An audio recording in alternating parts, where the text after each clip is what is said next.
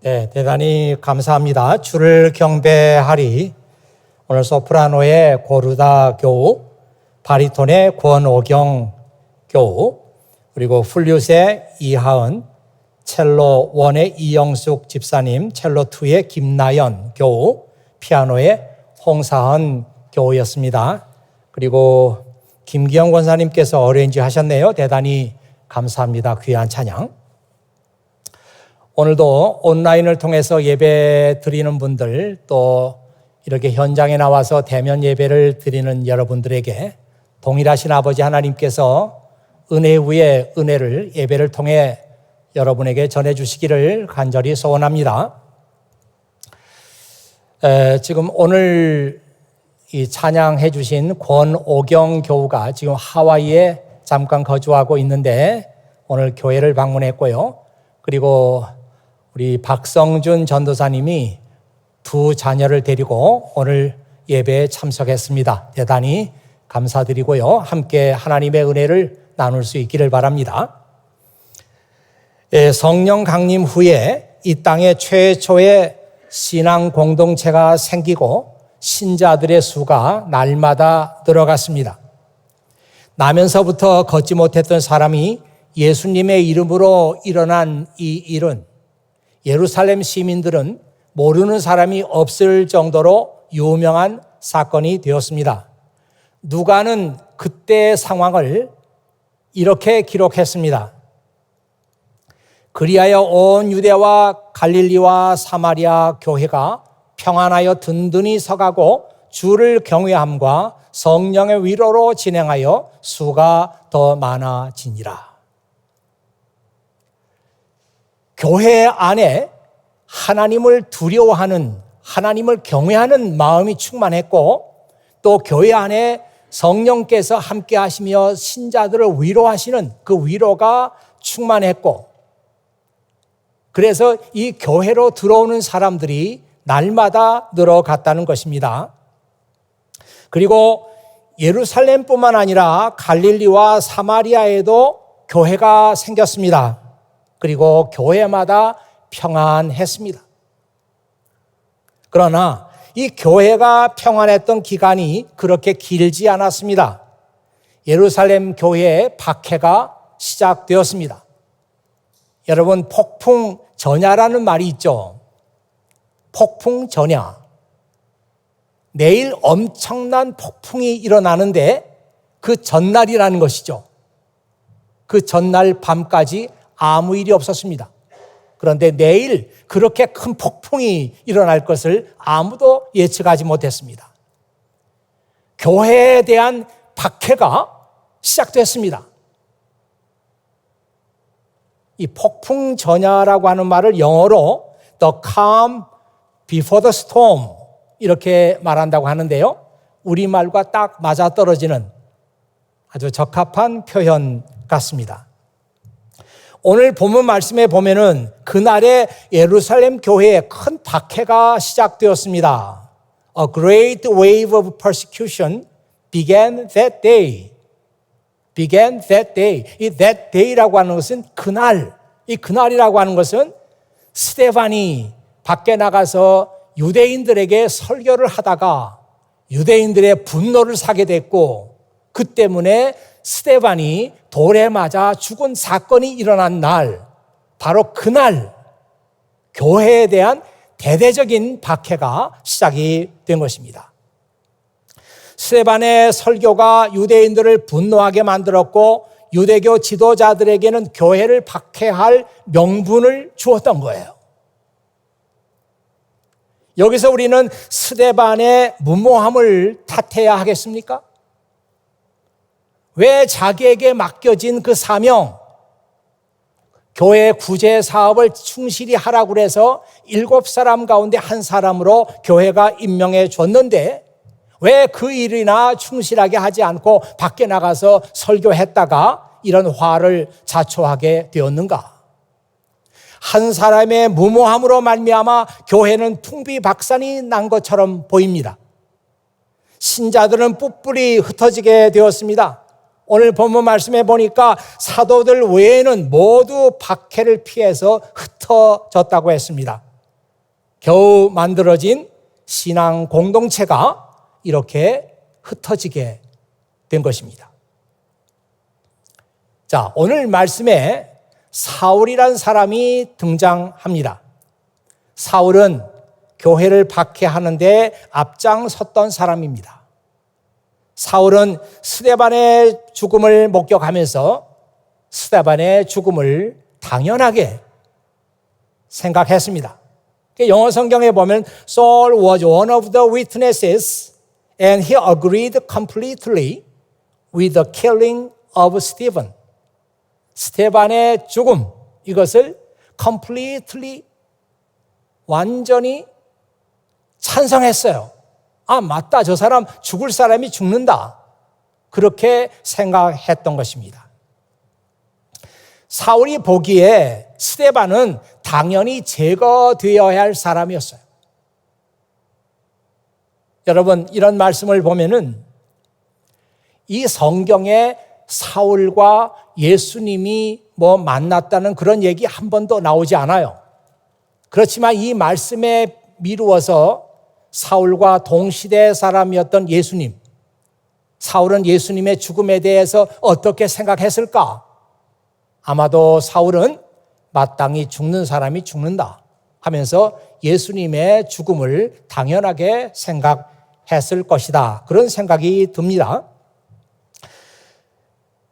사울은 그때 그가 교회를 박해했던 일들을 두고 기회가 있을 때마다 이렇게 얘기합니다.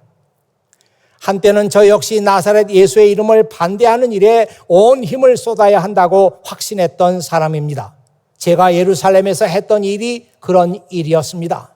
저는 대제사장들에게서 권한을 받아 많은 성도들을 감옥에 가두었습니다. 그리고 그들을 죽이는 일에 찬성했습니다.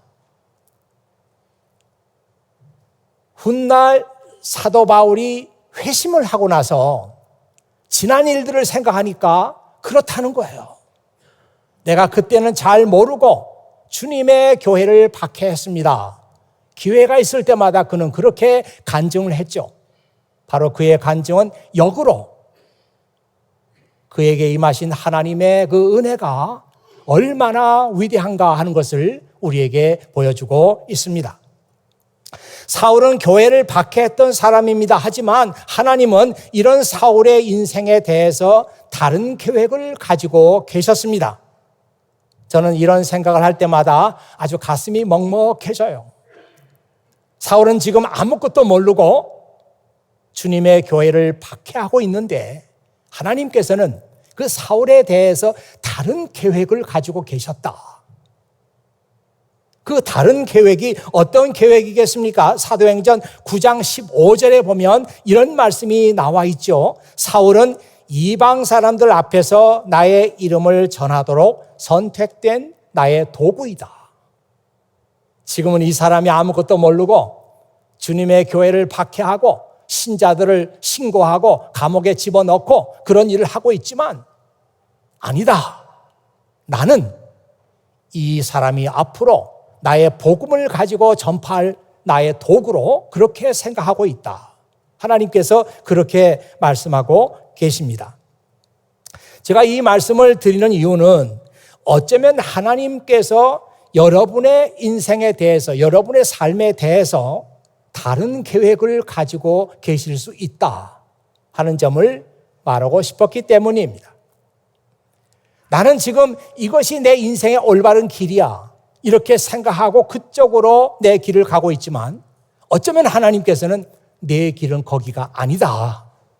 내가 원하는 길은 이 길이야 하면서 하나님께서 다른 계획을 여러분에 대해서 가지고 계실 수 있다는 것이죠.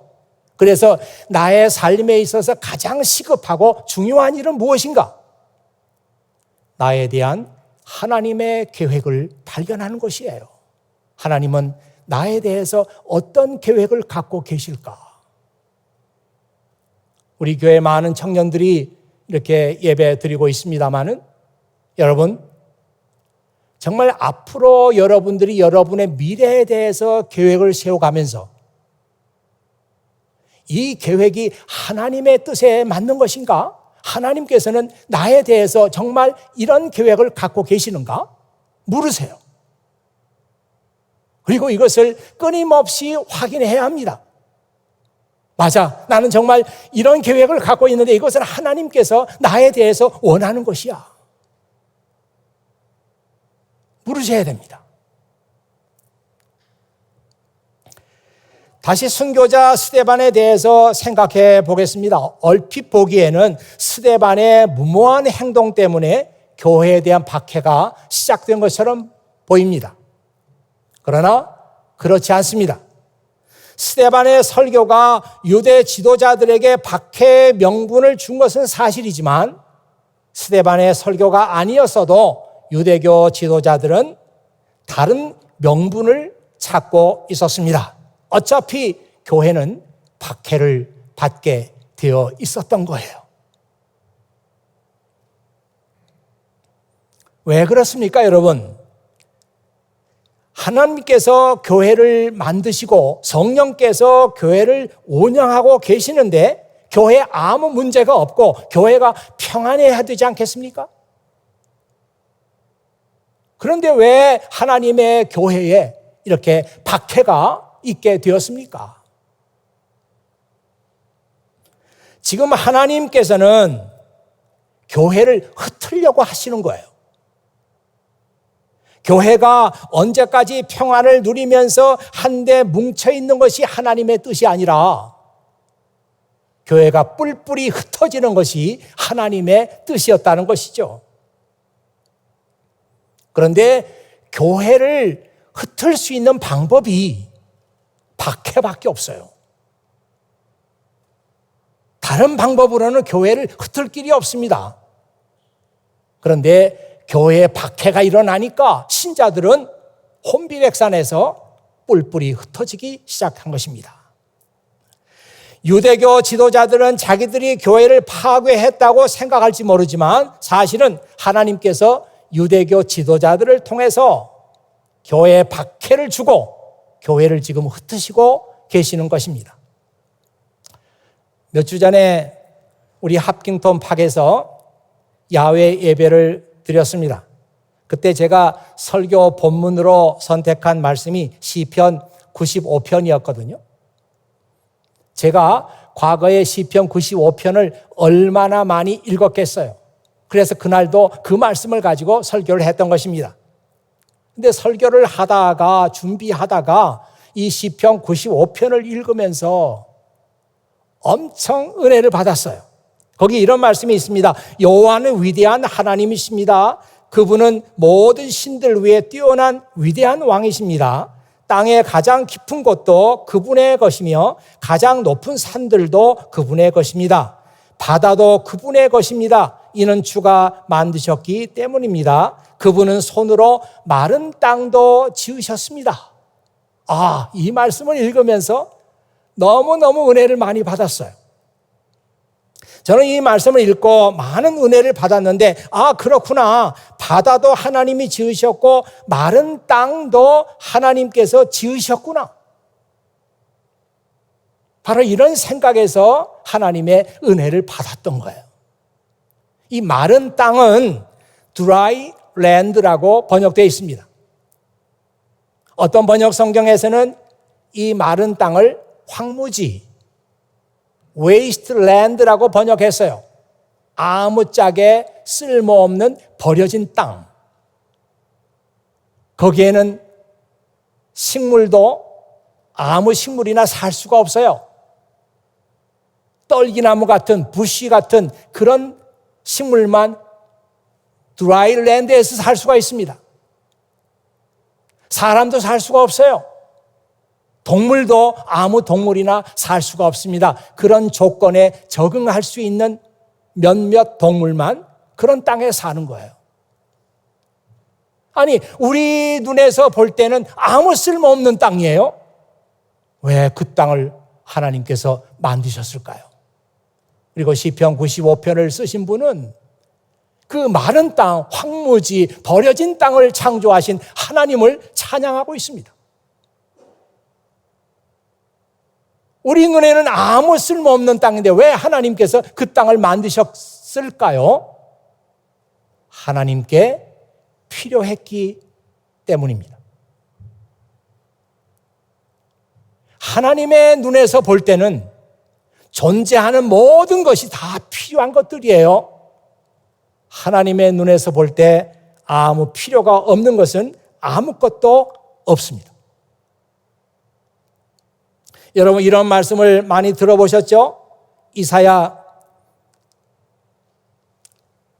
45장에 나오는 말씀인데요. 내가 빛을 만들고 어둠을 창조하였다.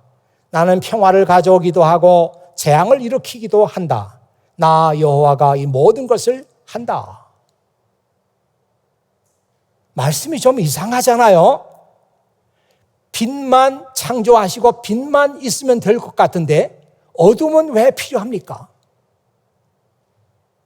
아니, 행복한 일, 기쁜 일만 있으면 될 것 같은데 재앙은 왜 필요한 거예요? 왜 하나님께서 재앙을 만드셨습니까? 하나님께 필요했기 때문이죠.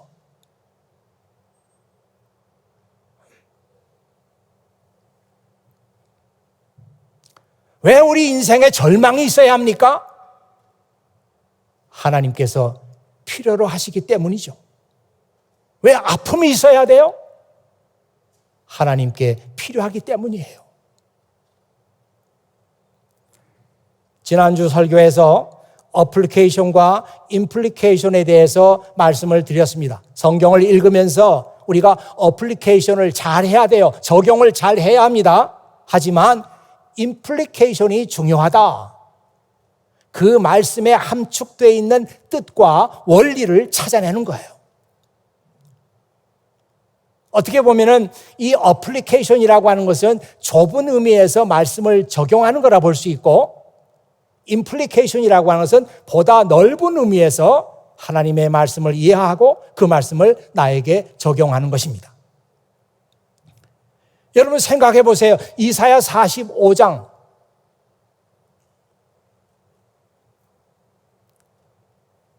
내가 빛을 만들고 어둠을 창조하였다. 이거 다 내가 창조한 것이다. 이 말씀 속에 들어있는 임플리케이션, 이 말씀 속에 함축되어 있는 의미는 무엇입니까? 하나님께서 나의 삶에 관계하고 계신다는 거죠. 그래서 지금 너의 삶 속에 일어나고 있는 어떤 일도 의미가 없는 일이 없다. 우리가 실패하기도 하고 좌절하기도 하고 절망하기도 하지만 이거 다 하나님께서 너에게 필요하기 때문에 내 삶 속에 지으신 거예요.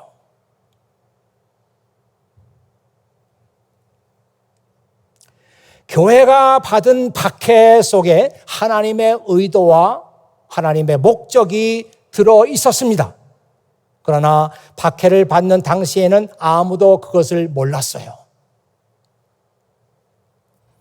신자들은 박해를 피해서 유대와 사마리아 지방으로 흩어졌습니다. 나중에는 안디옥을 비롯한 지중해 연안으로 신자들이 피난을 가게 되죠. 여러분, 이 말씀에 나와 있는 그 지명들, 유대와 사마리아, 신자들이 박해가 일어나니까 유대로 피하고 사마리아로 피하고 나중에는 지중해 연안까지 신자들이 피신을 했습니다. 여러분, 이 말씀을 보면서 생각나는 말씀이 있죠. 사도행전 1장 8절입니다. 오직 성령이 너희에게 임하시면 너희가 권능을 받고 예루살렘과 온 유대와 사마리아 땅끝까지 이르러 내 증인이 될 것이다. 여러분 지금 화면 한번 봐주세요. 이게 지금 원이 하나, 둘, 셋, 네 개가 있는데요. 사도행전 1장 8절입니다.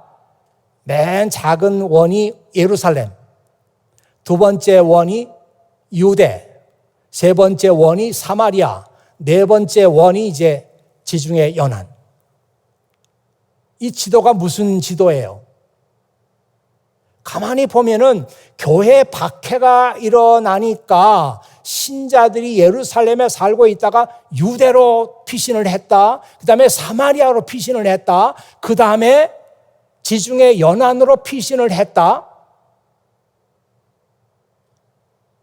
그런데 가만히 이 지도를 보고 있으면 이게 단순히 피신만 했던 것이 아니라 하나님께서 예루살렘과 온 유대와 사마리아와 땅끝까지 이르러서 내 증인이 되라 말씀하셨는데 바로 그 지도예요. 하나님께서 이 말씀을 이루기 위해서 교회에 박해를 주고 이 사람들이 피신하는 곳마다 주님의 복음을 전파하도록 그렇게 했던 것입니다. 하나님의 의도와 목적은 교회를 흩어서 예루살렘과 온 유대와 땅끝까지 나가서 복음의 증인들로 살게 하시는 것이었습니다.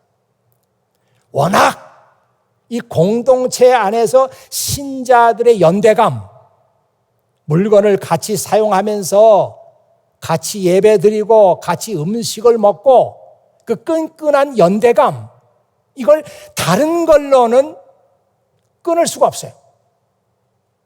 그래서 하나님께서 선택하신 방법은 교회에다가 박해를 주는 것이다. 그래서 이 박해를 피해서 신자들이 뿔뿔이 흩어지게 된 것이죠. 사울은 집집마다 찾아다니면서 크리스천들을 찾아내서 감옥에 넣었습니다. 그는 자신이 옳다고 믿는 것에 충실했지만 그가 했던 일은 하나님의 교회를 박해하는 일이었습니다. 그때 신자들 가운데 사울의 이름을 모르는 사람이 없었어요. 이 사울이라는 이름은 아주 악명이 높았어요. 그래서 다메섹에 살고 있던 아나니아라는 사람까지 사울의 악명을 듣게 되죠.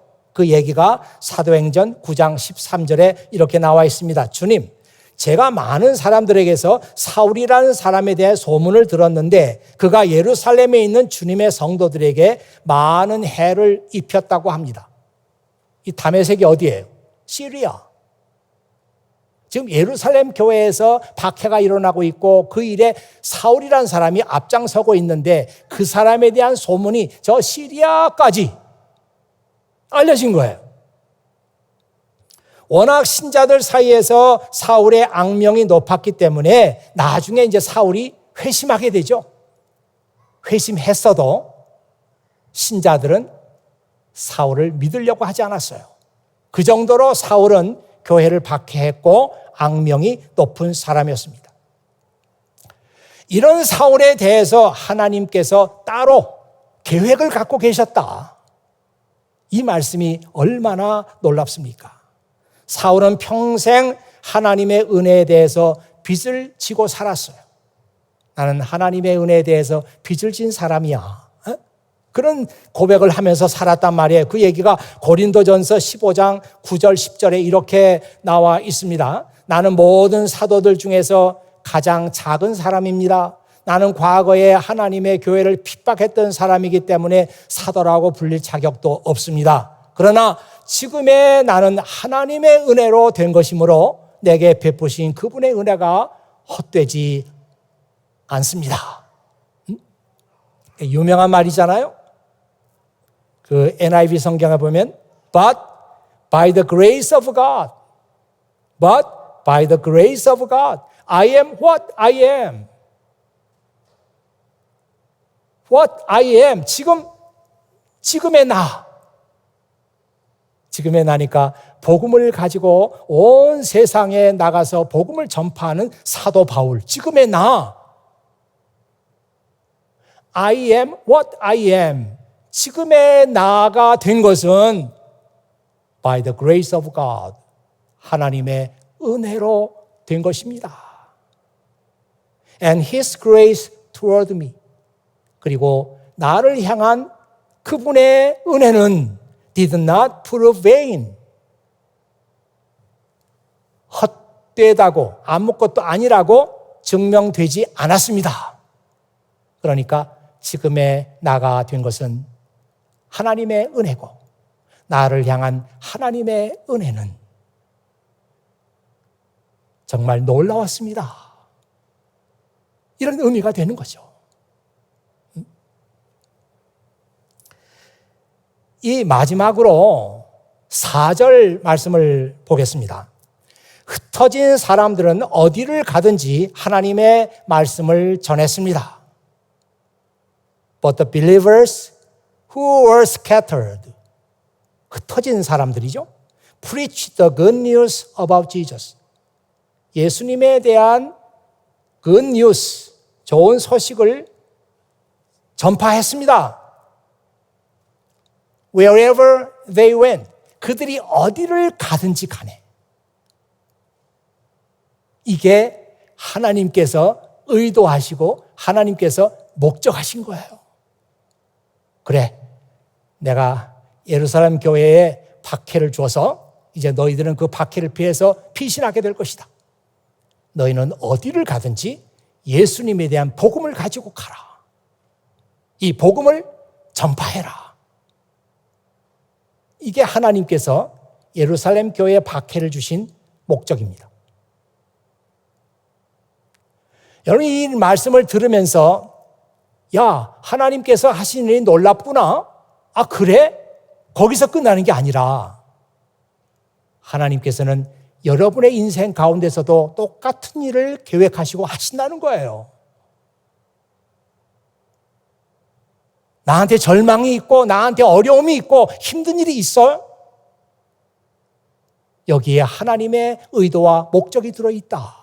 하나님께서는 이 어려움 가운데서 내가 이렇게 하기를 원하고 계시는구나. 아, 이걸 생각하면서 우리가 성경을 읽어야 되지 않겠습니까?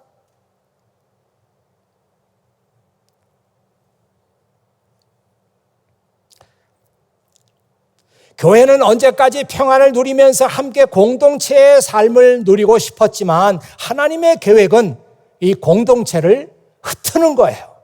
그래서 온 세상에 복음을 전파하는 것이었습니다. 그래서 교회에 박해가 일어났던 것이에요.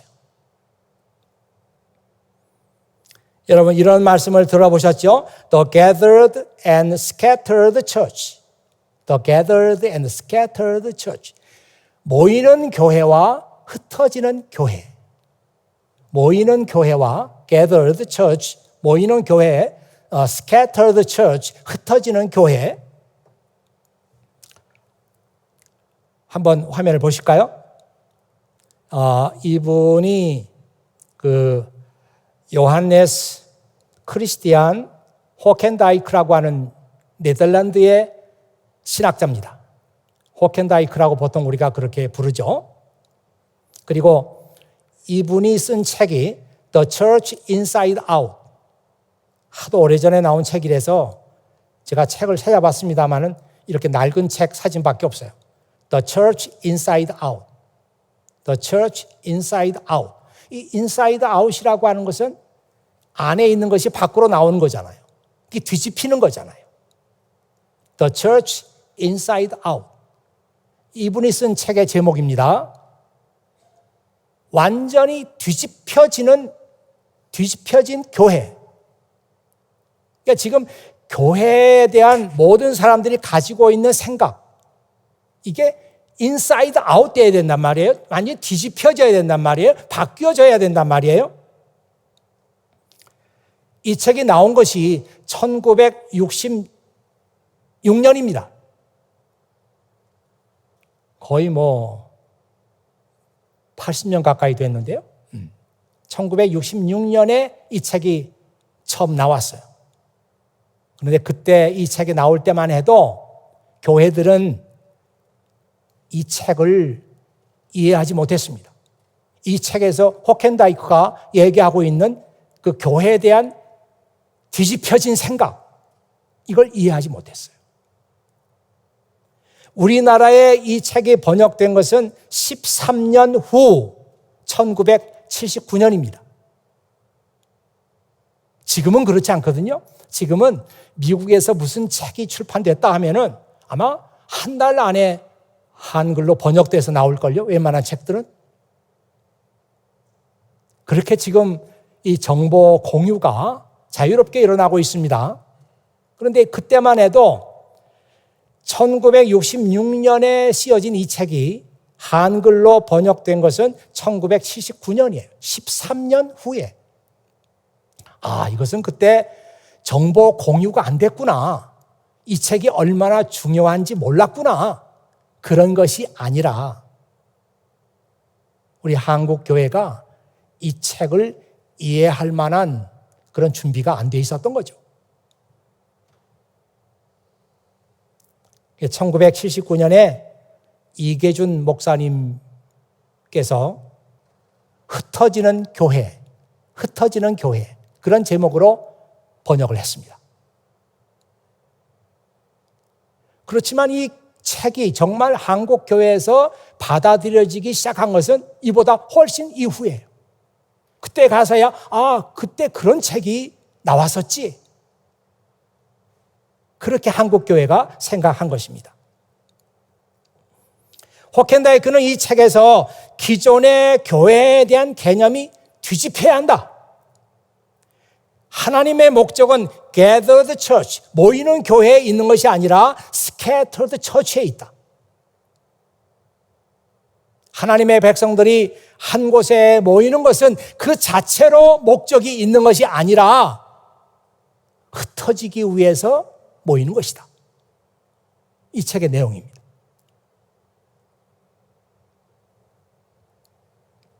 신자들이 함께 모여서 예배드리고 교제하면서 하나님의 사랑을 나누고 서로 예수 그리스도의 제자들의 공동체에 속해 있다고 하는 연대감을 공유합니다.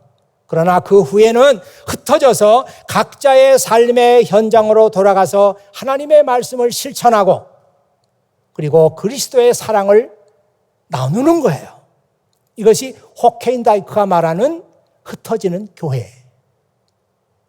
흩어지는 교회를 호켄다이크는 조금 더 전문적인 용어로 사도적인 교회라고 그랬습니다. 사도적인 교회. 이 사도라고 하는 말이 보냄을 받은 사람 이런 의미잖아요.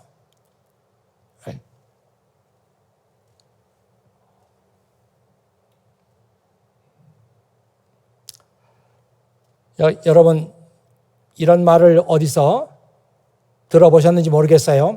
이테 미사 에스트. 이테 미사 에스트.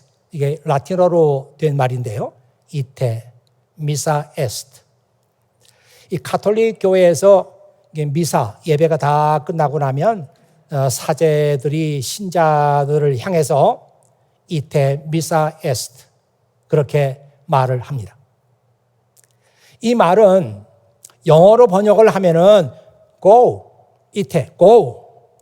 You have been dismissed. You have been dismissed. 가세요. 이제 예배 끝났습니다. 가세요. 이런 의미가 되겠습니다. 그런데 이 말은 단순히 미사가 끝났다, 예배가 끝났다, 이 집에 가도 좋다 그런 의미가 아니라 go. It is the sending dismissal. It is the sending dismissal. dismissal이라고 하는 것은 이제 끝났다는 뜻이죠. sending dismissal. 이것은 끝은 났지만 보내는 끝이에요. sending dismissal. 보내는 끝입니다. 그냥 예배 끝났다고 해서 오늘 예배 잘 드렸다. 그래서 즐거운 마음으로 이렇게 집으로 돌아가는 게 아니라 이거는 끝은 나긴 났는데 이제는 예수 그리스도의 복음을 전파하라고 하는 사명을 가지고 sending dismissal을 받은 거예요. 신자들이. 여러분 이 말씀을 이해할 수 있는지 모르겠습니다. 혹시 여러분이 이 dismiss라는 말이 있잖아요. dismiss도 이제 끝이 났다 이 말인데 이 dismiss라고 하는 말을 잘 분석을 해보면 이 dis라고 하는 말은 away란 뜻이거든요. away, apart 또는 away란 뜻이에요. 뒤에는 그 miss라고 하는 말은요. 라틴어 어원을 보면은 미테레. 이 미테레라고 하는 말은 sending, to send란 뜻이에요. sending이란 뜻이라고. 그런 놀랍게도 이 dismiss라고 하는 말과 우리가 흔히 말하는 미션이라는 말이 있잖아요. 미션.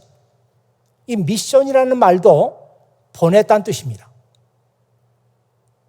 그러니까 예배가 끝이 났어요. 이제 집에 가도 좋습니다. 이렇게 말하는 것은 진짜 리터럴 의미에서, 문자적인 의미에서 예배 끝났구나, 집에 가자, 이 뜻이 아니고, 이제는 우리가 미션을 가지고 우리의 삶의 현장으로 돌아가는 겁니다. 가정으로 가고 일터로 가고 내 일자리로 가는 거예요. 그래서 천주교에서 이때 미사 에스트, 그렇게 신부가, 사제가 말을 하면 신자들은 뭐라고 응답을 하는가 하면 Deo gratias, 하나님께 감사를, 하나님께 영광을, 그렇게 응답을 한다고 합니다. 2000년 전에 하나님은 박해를 통해서 교회를 흩어지게 하셨어요. 하나님께서 하시는 일이 너무 드라마틱합니다. 그렇다고 해서 교회에다 그런 박해를 줘가지고 교회를 흩을 이유가 뭐가 있겠어요? 그러나 박해가 아니면 교회는 흩어지지 않습니다. 제가 이런 말씀을 이제 정리하면서 이렇게 한번 그 슬라이드를 만들어 봤어요. 이거 제가 만든 거예요. 네, 왼쪽에는 민들레가 다 펴가지고 민들레 씨앗이 이제 바람을 타고 날아가는 그런 그림이고요. 오른쪽에는 First Korean Church Gathered and Scattered. 우리 케임브리지 교회, 우리가 출석하고 우리가 예배드리고 우리가 은혜 받고 있는 이 교회가 오늘 사도행전 말씀을 읽으면서 우리 교회가 그렇게 돼야 되는 거구나. 열심히 우리가 주님의 이름으로 이 자리에 모여요. 그러나 이 모이는 것 자체의 목적이 있는 것이 아니라 우리가 이렇게 모여서 하나님을 예배하는 것은 우리가 다시 scattered, 우리가 흩어지는 교회가 되기 위해서 우리가 모이는 것입니다. 우리가 흩어질 때는 미션을 가지고, 사명을 가지고, 이제 예수 그리스도의 복음을 가지고 가정으로 돌아가요. 일터로 돌아가요. 나의 삶의 현장으로 돌아가는 것입니다. 이 슬라이드가 우리 교회를 향한 저의 마음이고, 오늘 함께 예배드린 여러분의 마음, 우리가 섬기는 교회가 그렇게 돼야 되는 거구나. 열심히 모이자. 그러나 흩어질 때는 우리가 복음을 가지고 흩어지는 것이다. 2000년 전에 예루살렘에 있는 그 교회를 향해서 하나님께서 그런 생각을 하셨고,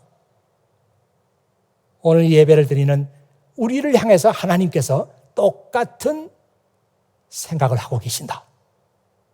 이런 생각하면서 이런 마음들을 서로 공유하고, 오늘 이 현장에 나와서 예배드리는 여러분들, 그리고 온라인으로 예배를 드리는 여러분들 다 똑같은 마음을 가져주시기 바랍니다.